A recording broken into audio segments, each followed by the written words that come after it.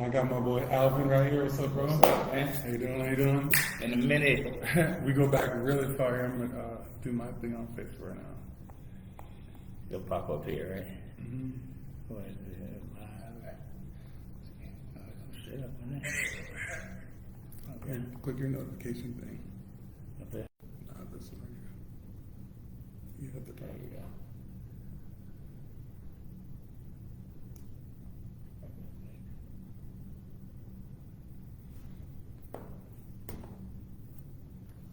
So, you know, I feel like I've known you it's crazy when we think about it. I've known you for about like 12 years, 13 years. Man, show how old we are.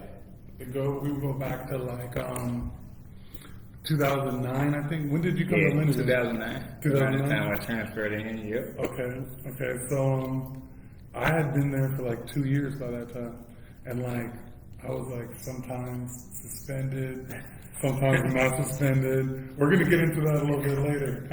But so I kind of want to start with, you're from St. Louis. From St. Louis originally, yep. Born and raised? Born and raised. Born and raised in on St. St. Louis. Okay. So what year were you born? 86. 86.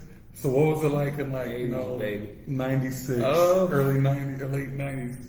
Yeah, St. Louis is St. Louis. It's not the best town as far as like people coming to visit, but we're a sports town, huge on sports.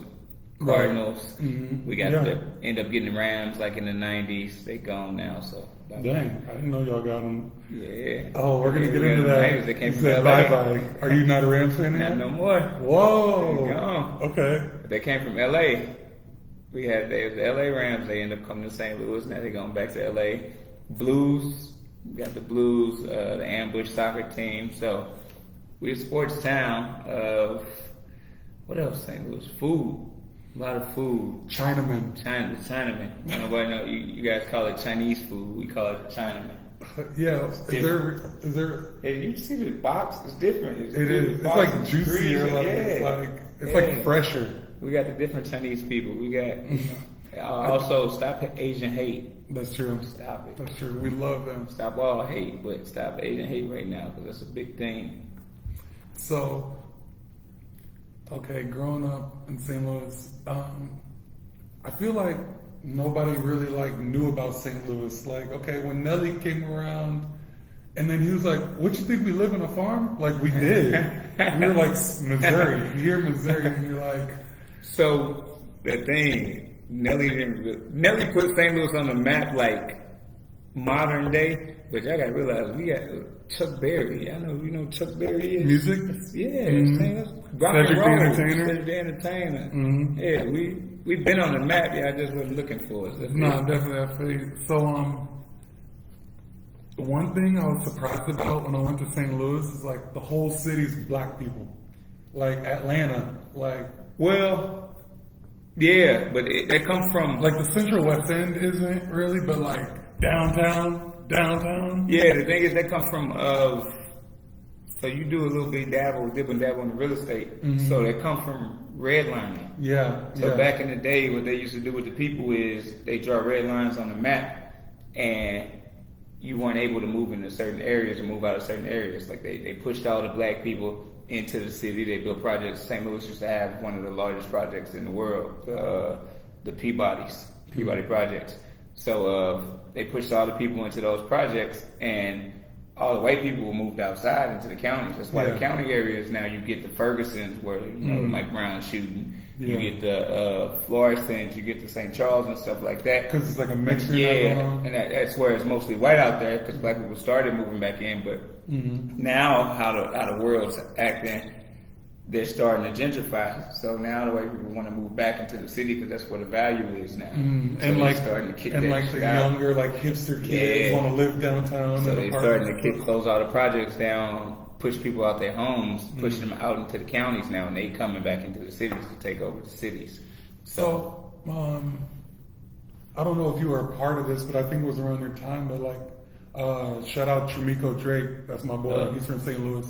He was telling me about like a bus system or something like that. Yeah, he said to where you can What's go. deseg? Is So- that desegregation? Short term. So what it was is, if you lived in the city, you know, schools are kept up by tax money. Right. So by the neighborhood. So if you got a rich neighborhood, you got real nice schools that Yeah. get funded a lot more by the From tax the money. property tax. Yeah. So if you don't own your home, Exactly. And if you're in the hood, worse neighborhoods, North St. Louis downtowns, then the schools aren't as nice. So what they started doing was they start letting some of the city kids be bussed out to the county schools, just so they can get, you know, the good school experience, and they're not stuck in that certain area. So they started letting a certain number of certain number of city kids be bussed out to those county schools, and you just didn't have to go to the school that was in your neighborhood or your district.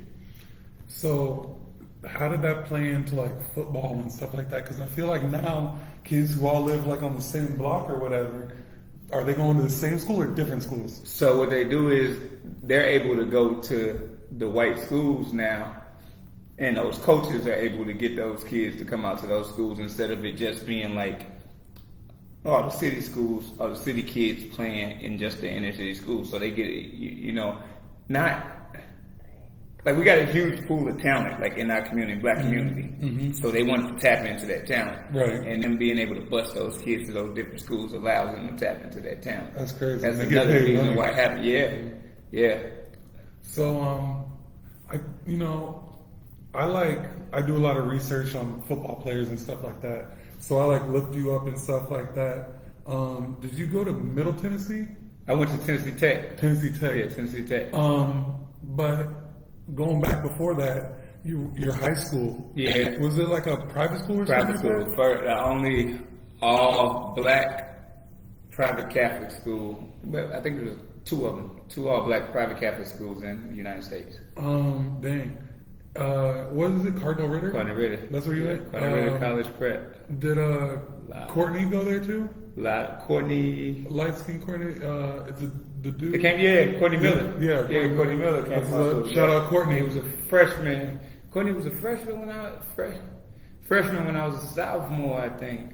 So, Freshman, I was a senior. One of them. like down here, we got like St. Thomas Aquinas.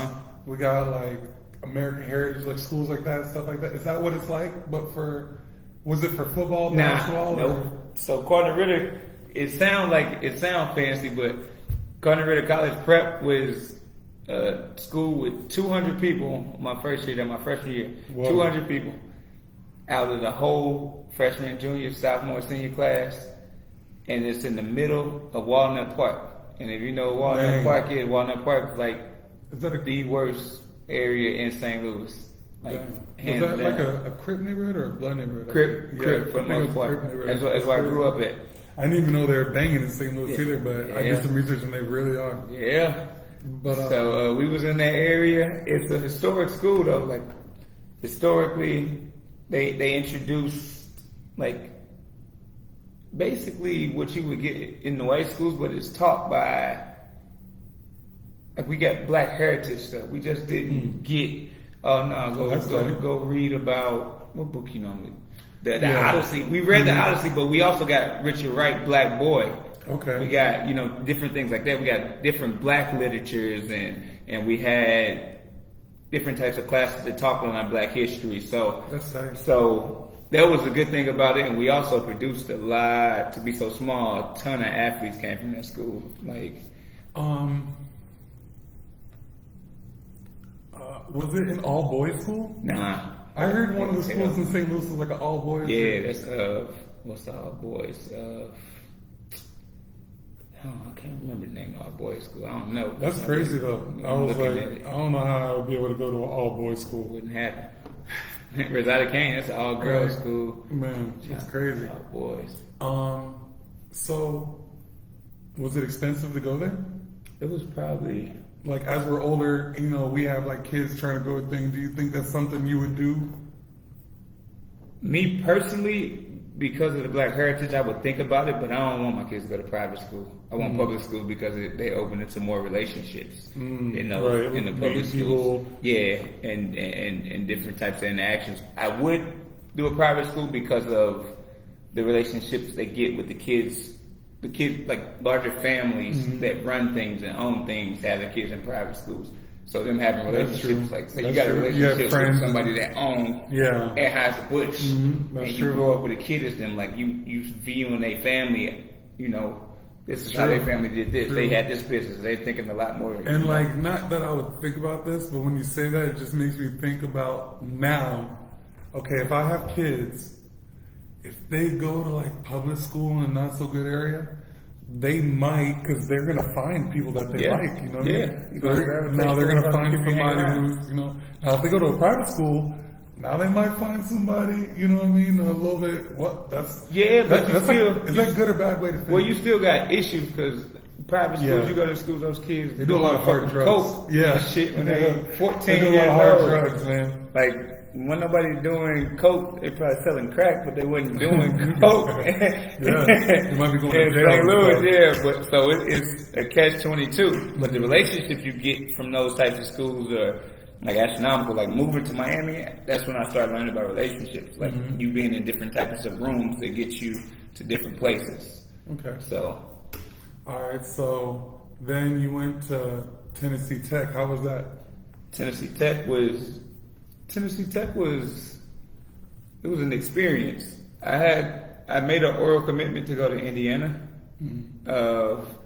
Coaching staff got fired a couple weeks before signing day. That happened to me too, but real quick, I kind of skipped a part. Like, so how was the recruiting process going up? Like, were you like highly recruited? Were you slept on? So I had a lot of like, we ended up having a lot of schools come through just because of the talent that we had a few years before. Like the year before, like I said, we only had 200 people. The year before, we had 3 D1 signees. Wow. For football, along of LaRon Haymore went to Buffalo, Brian Baldwin went to K-State, and who else came out that year? Somebody else came out that year. I can't remember right now. But like we had schools from all over looking at our small school because we had untapped talent. Size was there, everything. Brian, I think, was running like a 4.3 in high school on grass, like. And it's different in St. Louis. We didn't lift weights. We didn't have year-round football like Florida. Yeah. Like we just came out. It was just. I thought about y'all were like basketball. Yeah. Like it was a lot of talent, and it wasn't like we didn't really like hone that talent during the off season and nothing like that. We just got out there and played. It would be like snowing up here, and I would look at like pictures and videos back home. My friends are playing like flag football and stuff like that. I mean, you know, it's like we just went through it. They were like snowing up there and crazy. And we're like chilling down here. Yeah, you see people with coats on. I don't even know. I don't know what winter is now. Bro. See you with a coat on Instagram. I think it's crazy because it's 80 degrees outside to me. So, just off that right there, like, man, that was my struggle. Like, going up to St. Louis, and I'm just like, you know, it's the sky is like gray a lot of the time, like during the winter time, like you can't even see the sun. Like, and when I would come home, I'm like, wow, like you could feel the sun, you know what I mean? And then it's just like cold and gloomy up there and stuff. Yeah, but it's and if I'm not from there, summertime you get like hot weather. It's the hottest anywhere in this country. Then wintertime you get cold. Some of the coldest, most snow anywhere in this country. So we get the worst of each season. And then, you know, I would be up here and I would just be like, because there was a time when I wasn't playing football and I was like, I'm about to go back home. It was like 5 degrees, and I hit my mom. I was like, what's the weather going like? She was like 72, and I was like, I'm out of here, dude. I already know. I never moved to another cold place in my life, unless it's New York, and I got $500 million in my bank account. I feel that. And it might be light for New York. It's like, so you could like have your like place, and then the car's already started outside, and just go to the car, and then you go, and then go wherever you want, you just walk up in there. Well, you don't want to walk outside in New York in the snow. Nah, hell no. You gotta be able to have a car. I can't even take the damn bus. I mean the train. I gotta have a car. I'm driving. I feel you. So, you said that the place that you went, they like fired everybody and stuff? Yeah, so they got rid of the coaching staff. Coaching staff gone. They actually went to Auburn. They didn't need linebacker. I played linebacker, recruited for. Didn't need linebackers at Auburn. So I was like on the last second. run trying to find a school, and I That's, end up that's pressure, man. Yeah, Bro, and then you got people looking at you, wondering what school you're gonna go to. Like, I end up picking Tennessee Tech. I went on my visit, saw the school. School was cool. Right outside Nashville, where Tennessee State was. Vanderbilt was there. The Titans. Yeah, everything. But I like the city. Nashville kind of reminded me of St. Louis. So that's what I rolled with, man. And it was a small town, Cookeville, Tennessee. Tiny, but got some good, met some good people. A lot of Memphis friends. Joined the fraternity. It was. Oh yeah, you're Omega. Yeah, I remember that. Sir. So, it was legit. So you were there for like a year or two, or? I was there for 2 years. My freshman year, I red-shirted. Then the next year, came off a red shirt, and the year after that, they wanted to move me to defensive end. So, got up out of there. Yeah. So, because I mean, we're gonna fast forward, but you eventually did play defensive end. Yeah. You know what I mean? Yep. But what was like? So Lindenwood was back home. Basically, yeah, St. Charles. So it's like 30 minutes away from the city. And then, so you come back here, and what were you like feeling like a certain type of way about coming back to St. Louis? Because I know where I'm from, if you go back home, it's like, you know. Well, I eliminated that because it was Lindenwood, so it was like 30 minutes outside. It wasn't really in the city, so I was away from everything. Yeah.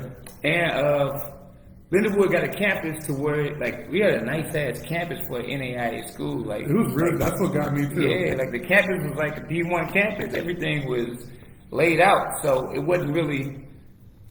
It ain't too much feel really like a step down, especially 'cause I came from a D1 AA that wasn't like top of the line. I got you. So you came from like what you might have felt like a lower level D1 to Yeah, like a D2 or better. Exactly. I definitely feel you on that. Hell yeah! So it was kind of better than me. So No, that's too close.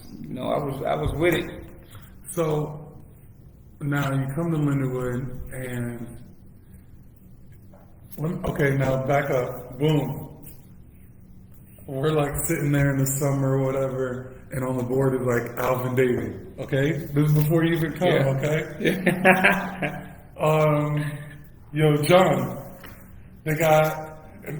You know they always used to fuck with me. You know what I mean? We're gonna get into that too. They always used to fuck with me in practice, or like when we do the defensive line thing, the watching film, whatever. And it's like, we got a D1 defensive end coming here. I was like, well, I guess he's not D1 anymore. That's it. But I was like, I don't know what you want to say. Like, you're really good. You know what I mean? And then I was like, well, he's just going to play the other side. That's how I felt. But, man, my grades, like, we had this, like, board where it had, like, all of our names, like, Alvin, Davie, whatever. And then, I don't know if you remember, my name was faded at the bottom. My name was faded at the bottom. I was like, why is it faded like that? He's like, because we don't know if you're going to be here anymore, son. The fucking grades are slipping, blah, blah, blah, pass English. But, I mean, you already know me, I just wasn't going, you know what I mean? But we're going to get into that later too, maybe. But, so, now when you come, what was the vibe that you got from the players and stuff like that? I felt, I don't know, I fit in. I felt like I fit in. I was already at home, so I was comfortable, like, being around home, one. Two, like, mentally, just in my mind, I was going down a level, so I already figured, like, I'm going to be able to play. Yeah. No matter what.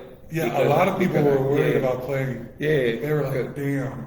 Because we didn't really have a lot of black dudes in our deal. Nah, we didn't. But the thing is, we ended up having, during the season, like the rotation started becoming good. Yeah. So we had stay fresh, run through. And it wasn't really like a starting thing. Rotation, yeah. Mm-hmm. So we got to throw a lot in, which got everybody a lot of playing time, and you got to, you had to put on when you was on the field, you got to make them play. Yeah. So what would you? Because I said I was going to ask or I told my boy I was going to ask you this. What would you say about me as a football player? Speedy. Like, it was a combination of size and speed and just, what word am I looking for? Like, what's the word I'm looking for that describe you perfect? Just, it's not necessarily relentless, but it is scrappy. Scrappy. I picture you like just taking off the line first, shooting just hands all the time. Hey, I'm gonna ask you this right now on Facebook Live. Could the offensive line stop me? Nah. They never can do it. Could they stop me? Nah, we used to do one-on-one shit now. Bro, They were not stopping either one of us, dude. The first step off the line was just too fast. Bro. I don't even think it was a straight move. It was probably the same move every time. Just stop and around the corner. It's like we were killing them, bro. Yeah, we used to hit. We were killing, and this is the thing that kind of made me mad.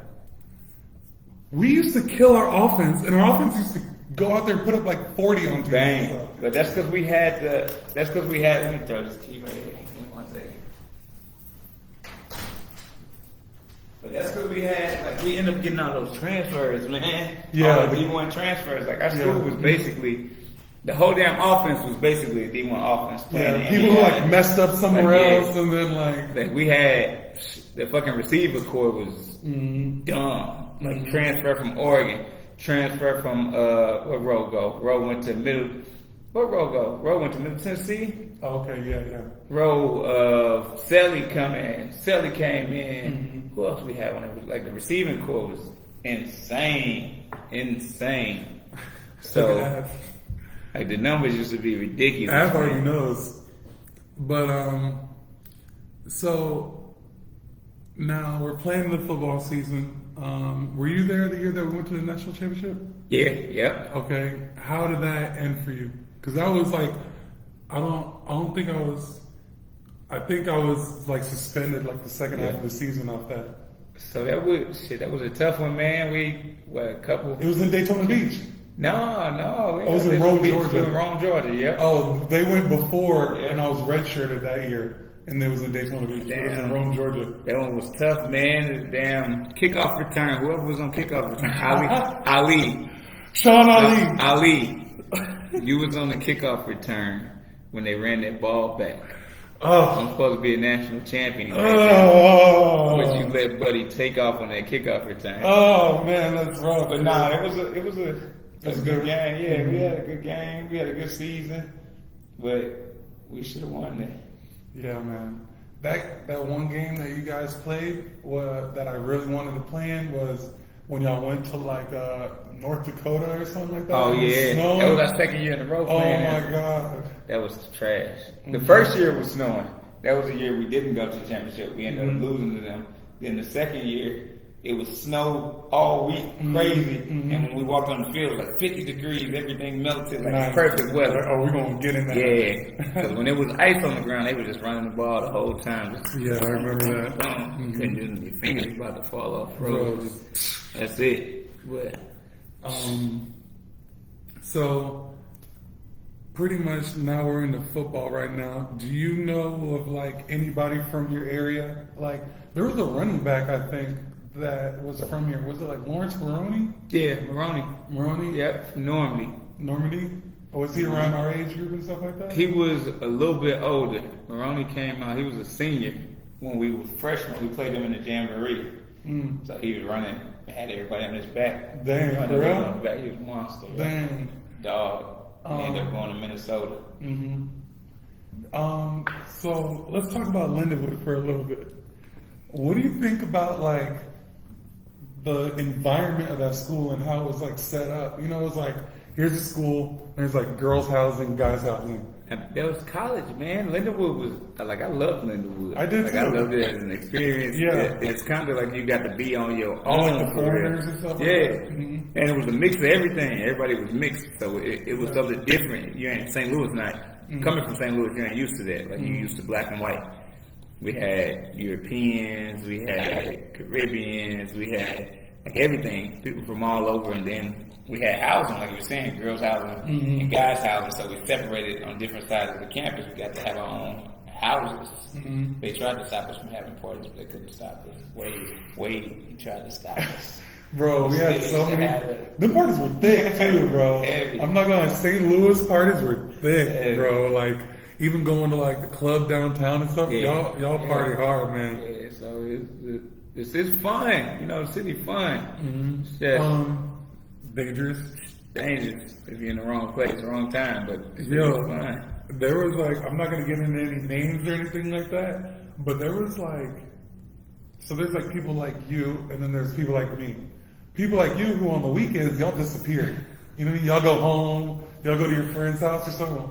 We just, boom, stuck on campus. Stay on campus. Well, I ain't never really go home. I stepped, cause I had mom. We had Yeah. a crib. We kind of stayed at the crib. You were like kind of like out the way. Yeah. You didn't Yeah, really like yeah, mess with yeah. nobody or nothing like that. You know, like me and Av, we were in the way. Yeah. But like, campus life was crazy though, man. There was like just, to me at least, it was like living, because we would go, but it's almost like how we said like down here in South Florida, people could do whatever they want and they're not from there. This was like before iPhones for real. This is like before Facebook for real. You was trying to go back deep. That wasn't before iPhone. We had iPhone. iPhone like 1 came out up there.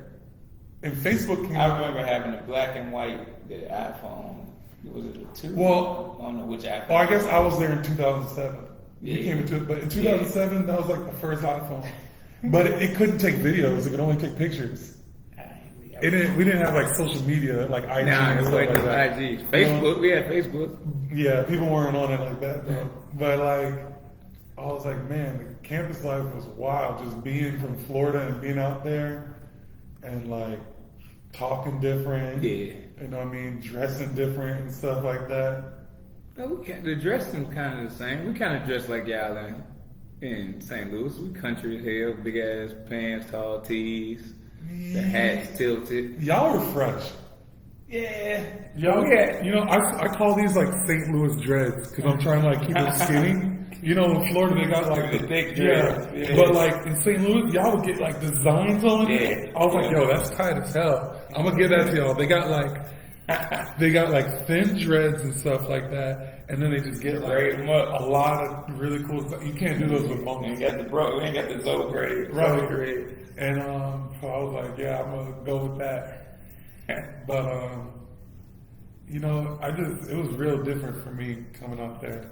Yeah, I can see that. Definitely see that. Just like down here now. Yeah. It's a different, huge difference. Like I go back home and I see. You kind of feel like Yeah, alone the down there. contrast. No, I don't feel long, but I'm so dug into like what it is I'm doing. Like my head's so much into it that I don't even pay attention to like Right.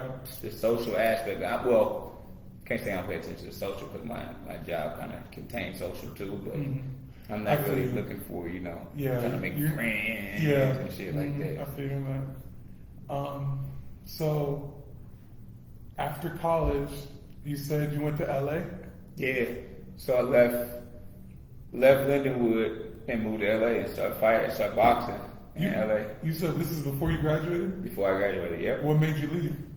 So we got a letter. My brother got a letter in the mail. My brother played football at Northwestern in Chicago, and he got a letter in the mail saying they want athletes, college athletes, football, basketball, track players to come and try out for like a boxing program, and they pay you $500 just to come try out. Okay. So this is the point where I'm going through like CFL, NFL, Pro Day, and stuff like that. I'm like, here, I'll take the $500. Let's go try out. We ain't getting punched or nothing. We just have to do like physical stuff.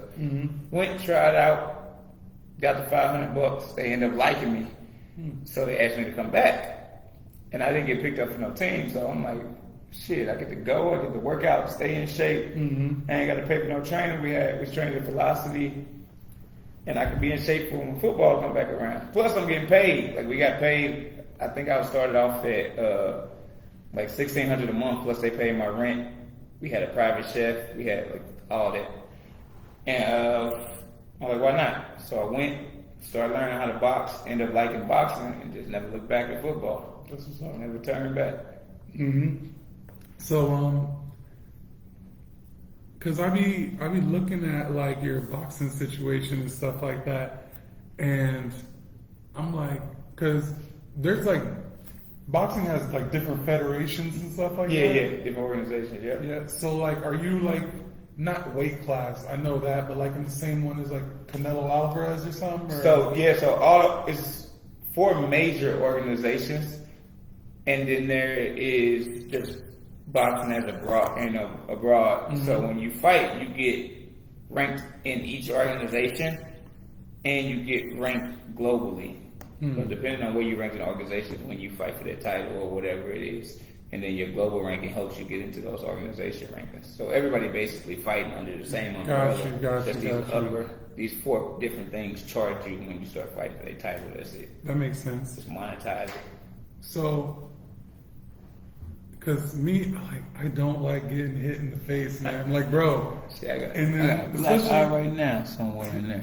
Especially from like football, man. I really feel the concussions. You know what I mean? Yeah. Like just like 6'3" running backs and stuff like that, and then you just helmet to helmet. It's like, you know, different type of animal, bro. Yeah. I don't like. To be honest, I ain't really like collisions in football, man. I feel you on that. Like I never really liked the collision. Like I told my boy today, cause freshman year was the first year like my parents let me play football, and like bro, I was like scared of collision. I was scared of contact, and then like I really didn't even get over that until like junior year. You know, like now I'm gonna run through you. You know what I mean? Yeah. But like back then I would kind of like lean back. But even with the run through, you both of y'all head to head, you still feel joy no matter if you win the collision or not. So with boxing, I'm able to move, and you get a concussion, and we not catching each other. Both of us aren't getting it. So it's more like an even playing field. That's funny as hell. Although it's a little bit different with the boxing now, so you get knocked out, get clipped, whatever it is. Dude, and you get knocked out. Hurt way more, but I wasn't really into the football collisions. They were serious. Yeah. Like I love punching the motherfucker, knocking the motherfucker down and out, but head to head, I did it just so. I guess at the time that's all I knew. Started out playing football as a little kid, so. So like, when you're doing the boxing thing, the money's probably not good in the beginning. Nah, not in the beginning. Nah. Okay. That's one of the reasons now we don't really have that many boxers, because as an amateur in football, say a high school football player, you get a college scholarship, you go to school, they pay for you, they pay for your room and board and shit. Mm-hmm. With boxing, you gotta have a job, you gotta work a job, you gotta do your own, pay your own, you gotta travel on your own. So you got a full job, you gotta work at it. Like you gotta grind, the hardest sport to train for. Wow, you got to keep a job. You can't even have a job if you play D1 football. They won't let you. No. So you got to do all this on your own without nobody helping you out, and you get beat up the whole time. So you taking an ass beating, doing it on your own. That's why a lot of people stay away from it. A lot of the heavyweight boxers who should be right now, or maybe on a football field or a basketball court, because they got scholarships to college. Mm-hmm. So that's why they trying now for these guys to come in and cross over to the sport, but they don't. Yeah, I like a Myles Garrett or something like that. That dude's like huge. Yeah, so maybe he could have. And the thing is, the program that I went to, they recruited these athletes to go to the Olympics. Mm-hmm. So they would bring basketball and football players, in which we had a nice concentration of people, but they had to weed them out because all of them don't work. Mm-hmm. Like we had some of the best college talent of people that went to the league come. And the next morning, you wake up and they skip town. They went and got on the plane because they ain't used to getting punched in the nose. Hey, everybody got a plan until they get punched in the face. Isn't that what Tyson said? Yeah. I'm telling you, wake up, you see this dude come in 6'6", 260, muscled up. Yeah. Day after sparring. Mm-hmm. Hey, where's such and such at? Oh, no. He went home. Damn, not even home. They ain't tell nobody. Paid for his own ticket. They didn't even ask for a ticket to go home. Paid for his own ticket and left. Man, like, There was a lot of like big offensive lineman stuff that we had to play against, but we kind of like went around them and Yeah. stuff. You don't exactly got to like fight them in their face, but yeah, man. My thing is like, you know, if it's like a situation, of course I'll like fight people or whatever. You know what I mean? But like, I don't want to fight people, bro. It's crazy, dude. I just be like, because you can win and still be beat up the next Get day. beat up, yeah. And be like, damn, he caught I me. ain't trying to fight it. If it ain't in the ring, I ain't trying to fight either. So, you won the Golden Gloves 3 times. 3 times. 3 times Golden Glove. 3 times Florida Golden Glove. Can you explain to me what like a Golden Gloves is? So basically, the Golden Gloves is a statewide tournament, state tournament. The best fighter in each weight class who wins the Golden Glove goes to national Golden Gloves. So you got from all the way from what's the lowest weight? 118, 108, 118. Each weight class, you got to fight through a huge pool of people, and you make it through that pool, you're the number 1 fighter in the state at that weight. Wow. So How many people are in the pool? it depends on the year, it depends on how many people want to get in that tournament. So what about your years?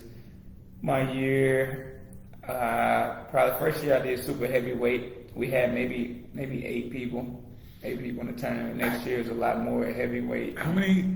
So it's a tournament. Okay, you fight today. Yeah. When's the next time you fight? The next day. And then the next day, you only can fight. You fight one back to back. Bro, so you fought. If it's 8 people, you fight like 3, 5, I think it was 3 times, 2 or 3 times here. But that's the statewide. When you go to nationals, national got 1 person from damn near each state, each region, that's the Golden Glove champion. So we go through a 7-day tournament, and you could fight 6 to 7 days in a row. Okay. Now you're currently a boxer, so we don't got to get too deep in this. But what do you think about that? It's tough on you, but that's the name of the sport. Like if it was for everybody to do. That's real, man. It's rough. What if like, okay, day 1 or 2, you get knocked out. He's gone. It's only But 1 loss. no, but not like knocked out. You get like down, Knocked down. for like 3-4 seconds, and then you get back up, almost like some Tyson Fury type shit. And then you win the fight. You gotta fight the next Yeah, day. it's part of the game. Hell yeah. Whoa, You gotta fight bro. the next day. That's crazy. I'd be like, bro, I need like 2 days to like. Black knock eye, this you out. got all these. That is crazy. And you did that 3 That's the times. game, bro. That's You that's, did that's, that. that's the Golden Glove. That's the Golden Glove tournament. Then you got PALs. You got State PAL tournament, which is the same thing as Golden Glove, but it's another tournament, different type of tournament. And Golden Glove gets you automatic bid to the Olympic trials if you win the Olympic trial year. PAL gets you automatic bid to Olympic trial if you win Olympic trial year. What's another big tournament? The Ringside tournament's a big tournament they hold in Kansas City. Okay. But those are larger tournaments. Yeah. Okay. Together. So, are these for money? Nah, you don't fight for money. You fight to get on the team, on the national team, to the national Golden Gloves. You win national Golden Gloves, you get points towards getting on the national team. National team, you start getting money. Okay. Now, it's funny because when I put this on YouTube, I'm gonna like edit it and insert the clip. Yeah. But my homeboy from the 386, New Smyrna Beach, Kenmon Evans. He holds it down for the 386 Daytona area. You know what I mean? Like, this is my boy. I put money on him in fights and stuff like that. He's also doing the bare knuckle thing. Shout out to my boy Kenmon. You guys fought. Yeah, I had to think about that when you told me earlier too. It's gonna be a topic. I'm like, damn, what was it? Was it 2 fights or 1 fight? But yeah, we fought.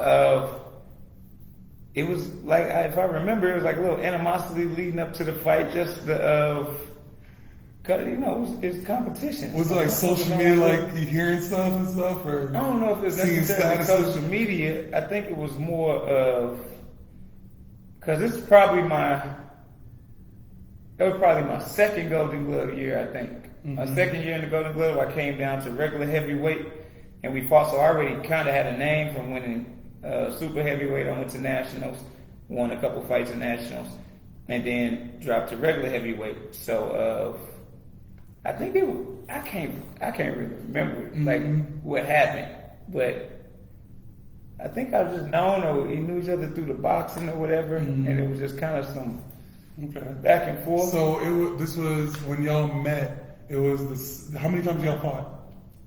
I want to say 2. Okay. I want to say, but I really can't remember. I feel like you told me y'all are gonna fight again or something like that. I don't know. I don't remember. I want to say 2 times. I think. I don't know. We're gonna find out. I'm gonna hit him up. But I should call him right now. But so do you know what the record is between all? If it's 1 fight or 2 fights? I don't think I lost to him at all. So if it's 2 fights, it's 2-0. If it's 1, it's 1-0. Okay. We fought in the Golden Gloves. In the Golden Glove, was the Golden Glove Championship here? The local Golden Glove Championship. Cause I remember what I had on. I had on like some pink. Where were you guys fighting at? Palm Beach. Palm Beach. Okay. Yeah, I remember that one. I got a picture of it. I caught you with that right No, hand. you got a picture of that? Right hand. No, I gotta see that picture.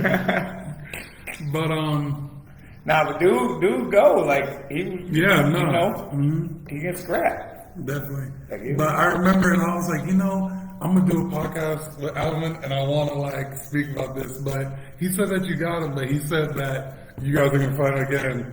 Yeah, but I think he dropped weight class now. I think he's like fighting at 175 or 168 or something like that, something lower. Okay. A lower weight class. Okay. Did you ever think about doing like the bare knuckle thing or anything like that? Yeah, I thought about it at one point, but really? But the thing Bro, is, we getting fucked up. Yeah, that's the thing. I want to box. Yeah. Like my head is on boxing, so with the bare knuckle, it's easy to get cut. People get a lot of cuts. And with boxing, if you go back to it and you start getting hit on that scar tissue, cuts open up. Yeah, so it'll fuck up a career. So probably like later on, when I start to phase out boxing, I'll jump into it. But I ain't fucking with it now. I got a homie that do it when we spar a lot. Usually, he got the fastest knockout in I think combat sports. Period. Wow. Knocked a motherfucker out in like 2 seconds. Damn. Just winning that bitch. On TV, the Chad Johnson fight from the Mayweather fight. He knocked him out 1 second. Boom. Damn. Oh. He fighting one. Shit, he fighting at I think the 75 or something like that, or 78. Come on, holla at my boy. That'd be a good scrap. I would like to see it because Kimmon's like long. Yeah, he's like long. Yeah, you like ain't that long. You get a little explosive. Good shot. That's my guy. So I see you go and like fight in South America and stuff like that. Yeah, is that like by choice or? Yeah, because they have because boxing is so big over there, they put on fights every week, every other week. Wow. Okay. So it's easy to start building the record over there. Okay. Getting fights because you don't have so many shows here. They so far in between. A lot more now, but over in Colombia, like it shows every week, every other week. Okay. So. So what is your record? Right now I'm 5-2. 5-2. Yeah. What is it like? Is it like 5 wins, the past 2 were losses, or like first 2 losses? So I had my first fight ever. First fight ever. I got clipped. Wait, you're pro now? Yeah, I'm pro. Okay. Yep. First fight ever. I lost. Knockout. Like you said you got clipped. Hands down knockout. Went in the fight. Did you go night? Night. Okay. Went in the fight. Black, mouth on the dude out and everything. But the thing is, one, no excuses at all. I was opening the gym. I opened my own boxing gym here in Miami. The box? Yeah, the box. So my eyes wasn't so much on training. I hear that. 2, my opponent it's a dirty business of boxing. So my opponent got switched at the last second when we got to the fight. Oh, man. We had to drive to the fight a couple hours away. They switched the opponent, said dude wasn't coming. And they put in world champion. He won world championships from Kazakhstan, a Russian fighter. And me being me, I'm like, I don't give a fuck what they put in. Fuck, we finna fight. Right. But my experience not being there, and dude's crazy experience on the world championship level. Like we took the fight, clip, that's it. Normally people do that, they'll never come back to boxing. So ran my gym a little bit, came right back into boxing because I can't let that go like that. I can't have when grow up my kids be like, oh, what was your record in boxing? Nah. Not me. That is wrong. Not me, buddy. So, came back. I ran off wins in a row. And last year, we went to Jamaica for a fight against the pro debut guy from Jamaica. Yeah, pause it real quick. So, I feel like I was following this. Was it being played, like, could you watch it? I think somebody was streaming it or something Yeah, like that. I think it was on Facebook. I was watching something. And you were whooping, buddy, but they gave it to him in the decision? Beating the brakes off of him. I don't even think I got hit for real during the whole fight. But I should have stopped him. That was my fault. One, I should have stopped him. I had to hurt him. But they did give it to him in decision. Yeah. That's what I thought too. And I was like, this is fixed. So I'm gonna tell you what I happened. think I lost money on that fight, bro. I'm gonna tell you what happened. So when we got to Jamaica, we went to the doctor to get physicals and checked in. Okay. And the doctor, Jamaican, he got like an attitude with us, saying, "Oh, you guys don't have your blah blah blah. Y'all supposed to be here at this time." And we're like, "No, that's the promoter. It ain't on us." So he's going, he's writing down my name, spelled my name wrong. I'm like, "Sir, that's not how you spell my name." And he wouldn't change it. And I it's just blood, sweat, and tears in sport. So if somebody announcing my name or writing my name, like we would get the motherfucker right. Because I really, It's like my brand. Yeah, I really bleed for this shit. It was like Davie or something. Something crazy. Yeah. So I'm like, nah, you gotta change it. And he's like, what you calling me a dumb Jamaican? Like going out, like going ham. Whoa. And then my coach, Puerto Rican, so he started going, motherfucker, back and forth. And we cool it down, we reset it, we get to going. He said we reset it. We get to the fight. Look, we get to the fight. I walk in the ring, and I look down at the judges. The judge on each side of the ring. The doctor was one of the judges, sitting on the side of the ring. You're like, okay, I'm not gonna get that one. Doctor was one of the judges on the side of the ring.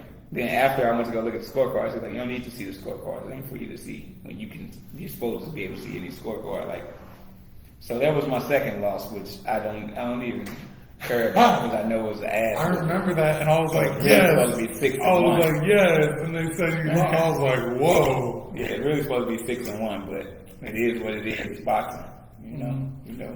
So how many are you gonna take? I'm trying to get to. I want to get to the championship fight, to win a belt. And Okay. then out How do you do that? by building this record up. So hope at the end of this year, I should be around 9 or 10-1. I mean 10-2. Okay. So I got another year probably, get around 15-2, 17-2, and then we'll be in position for it. Do you think like sparring during helps for a fight? Because I hear sometimes people like to spar. Sometimes people get knocked out in sparring. Yeah, but sparring the best thing you can do to prepare for a fight because it's the closest you're gonna get to fight to something like the fight.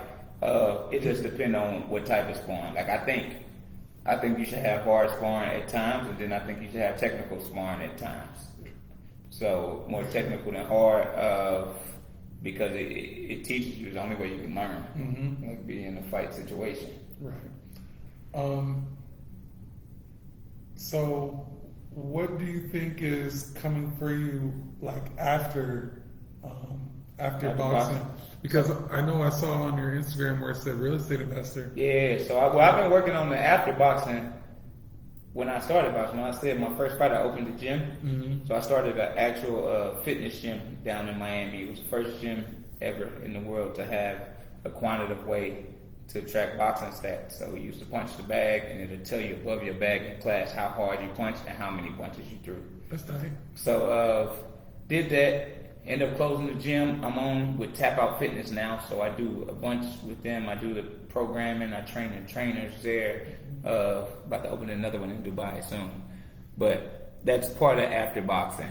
Also, the real estate's in my bio because I've been heavy learning on investing and owning rental properties. Yeah. And currently trying to get my first one now. My brother's been in it, so he put me on the game. And that's what's really going to allow me to step away and just enjoy family time and not be able to do nothing and collect money in my pocket while I do that. That's what's up. I'm about to use this moment as like a free game moment. I try and give out free game to the people and stuff. So, I've heard this before, but also learned it from my mentor now. and I hear from a lot of people, but usually you want one of your first properties to be what they call a house hack. And that's where you get a multi-family unit. It could be like a duplex where there's two, one on each side, but they're building connected. And, when you get these properties, the mortgage is at such a rate that if somebody's paying rent on one side, your mortgage would be like $900. And both sides could be $1,100 a month rent or something. So one side could pay $1,100 and that'll pay your whole mortgage. You could live there for free. So now you're saving your money up to buy another property, maybe another duplex or the home you want to live in. Now you're renting both sides of this. But the best way to do it when you're first starting off is live in a duplex, live in a triplex, live in a fourplex, live in one of the units and rent out the other ones, or Airbnb the other one. And the thing is, with that, you get, when you live in it, first time home buyers, so it's only 3.5% down, as opposed to when you buy something else, you got to put 20% down. Right. So you can go get a house that's $500,000 for only 3.5% down instead of getting a house that's $500,000 and you putting 20 down. That's another reason for it. Definitely. And, these multifamily units, it doesn't have to be the best and it doesn't have to be a permanent situation, but just so you can save up some money in the beginning and then, make moves from there. But that's the free game for today.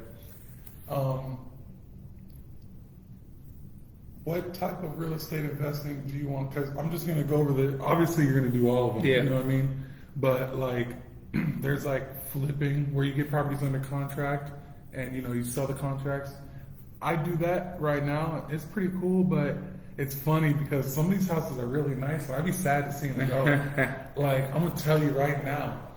I'm not going to get into too much detail, but there's like a property, I have it under contract for like, maybe like $290 is the number that we have it under contract for. But the home is worth a little bit more than that, you know what I mean? Like, and it's not a lot, so like it's hard to find an investor who wants to handle the situation.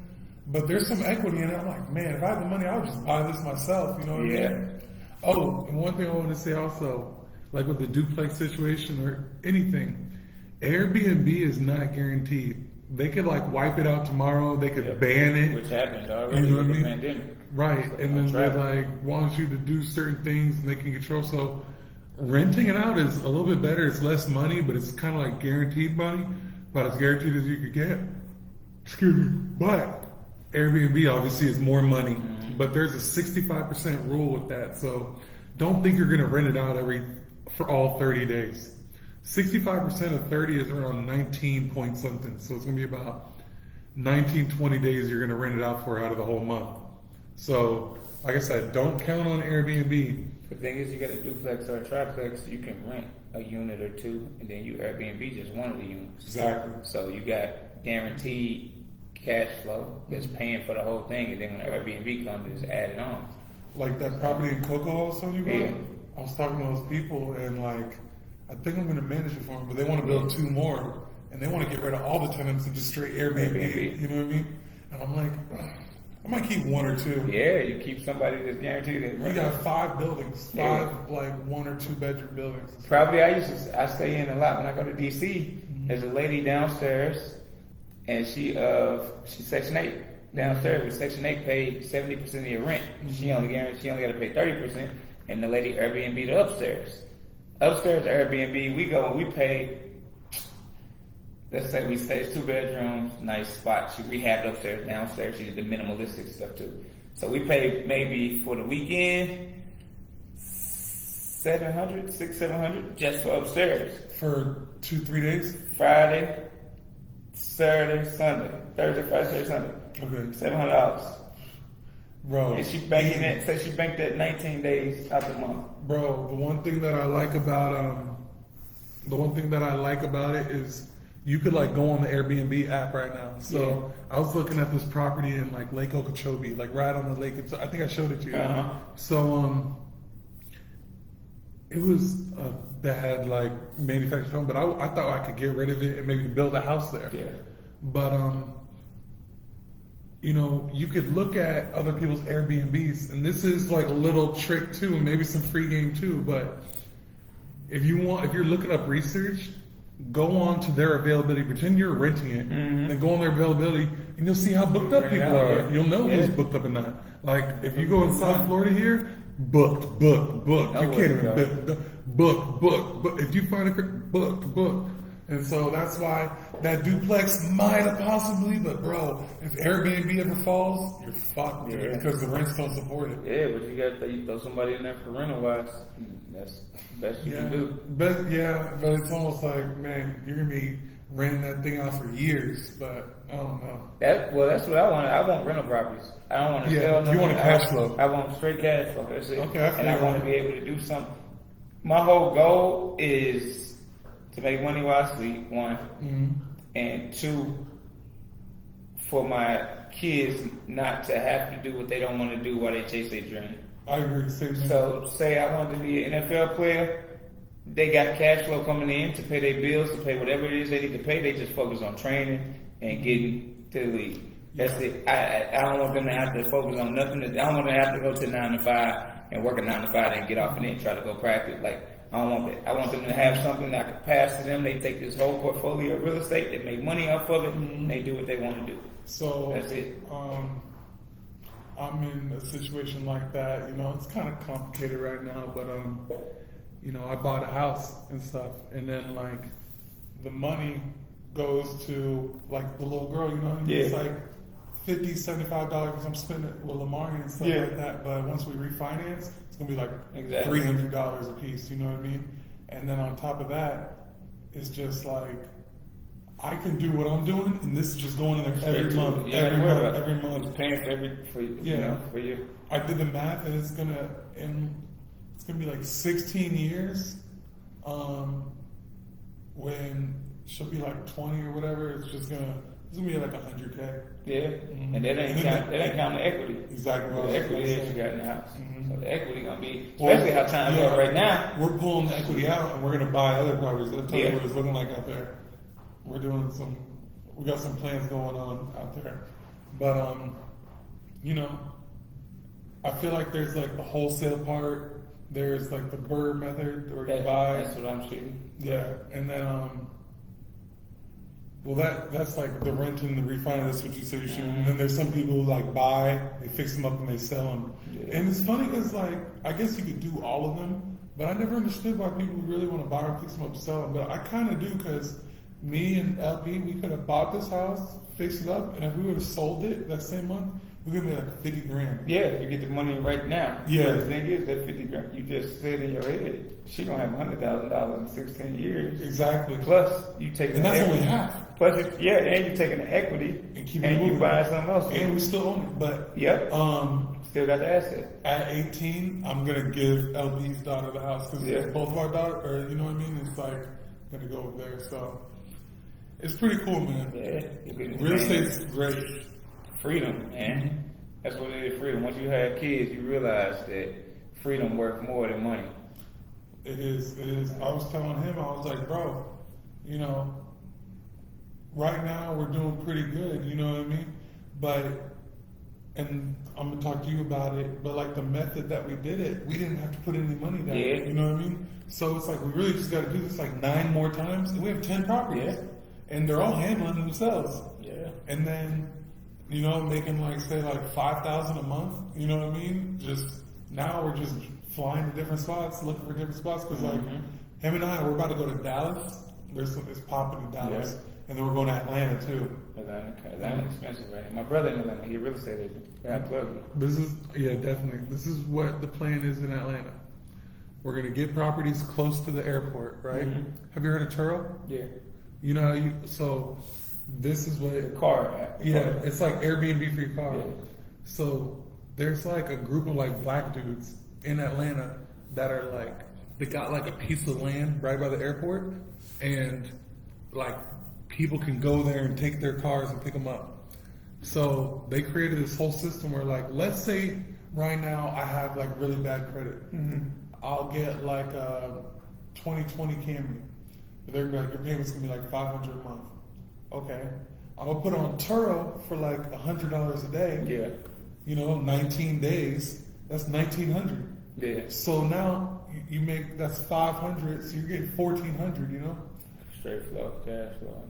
Right, bro. These dudes have 33 cars. Jeez. They have 50 cars. Because the thing is now your cash flow and your debt to income ratio is looking good. Your debt's 500. Your income's 1,900. Yeah. Okay, I'll give you another car. And my credit's getting better now. Bro, now they're just taking them off the lot. Yeah. They're getting like Ferraris just straight off the lot and they're putting them up on there. Yeah. Free game. And bro, so what we're about to do is we're about to get an Airbnb close to the airport. Yeah. And then we're gonna get a Toyota Camry and park it in the driveway.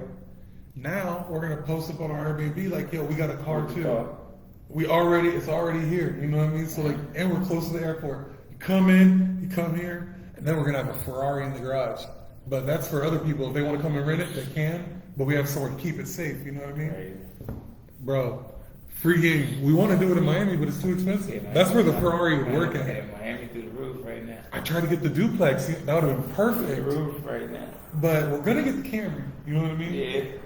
Miami up there. Prices people paying $100,000 more than what the homes were. That's what I'm saying. Like I just saw something in Atlanta for like $150, and it's like a 3-bedroom, 2-bathroom. Yeah. I was like, bro, that'd be a perfect Airbnb. So that's what we're looking at doing with that. But man, me and you were definitely gonna do some stuff with this real estate because you know a lot of people. Yeah. You're like, that's what I was saying, being in the rooms, being in the room. Yeah, and that's why I learned being down here in South Florida. Like, bro, you'll just like, there'll be like a guy like me or you or something like that, and then we'll go outside, he'll hop in like a McLaren or something like that. And they'd be like, yeah, he owns this tech company, you know what I mean? Yeah. He's making like $3 million a year. I'm like, damn, dude, this shit's crazy. People down in Miami are getting money. Money. It's crazy. They're getting a lot of it, dude. And it's like crazy stuff. Then there's like all the people who like came up off crypto and stuff like that. They all came down to South Florida. It's out here. Money here. As Lee Mills say, it's the easiest time to become a millionaire right now. I agree. But I'm gonna be honest, I'm moving back to Daytona, bro. Hey, small town, you go small town. Yeah, and that's my thing. Like, the thing is, Miami is already there. Yeah. You know what I mean? You gotta find other cities. Like, especially being in like, now I could buy these homes for cheap. Like, there's some like areas in Daytona, it's like right on the beach, but it's like really shitty. You know what I mean?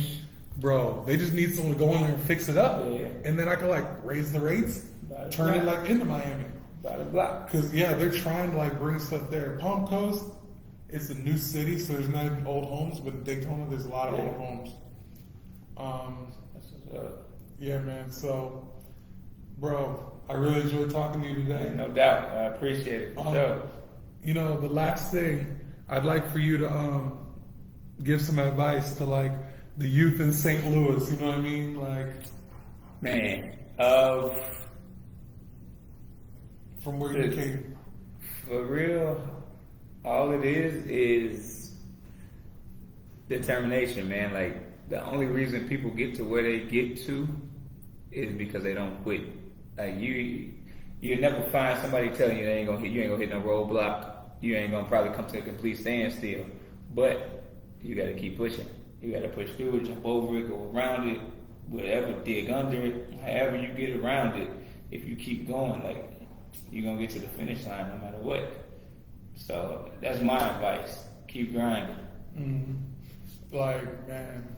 And there be some down times too. Yeah, of course you're gonna find it. Right. I just told you my first fight is something I think I'm gonna be doing forever. I got clipped like night. It was it. So, and to stand up on my feet and come back through it again, like, that's the only thing that gets you there. Mm-hmm. Like, it's the determination, the constant grind, the perpetual motion of moving. You ain't even gotta be moving forward. You can take a lateral step, then go forward. Like, just moving. Once you stop, you die. Mm-hmm. That's it. For sure. All right, man. Well, I appreciate you coming through, bro. Definitely, man. Hey, he always shows up for me. I do want to say one thing.